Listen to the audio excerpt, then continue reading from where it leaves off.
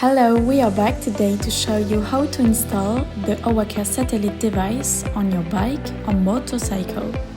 To install it, you will need to keep the right or left side of your handlebar free in order to play the tracker. We invite you to play the Owaka Velcro on your handlebar. It will prevent the device from turning.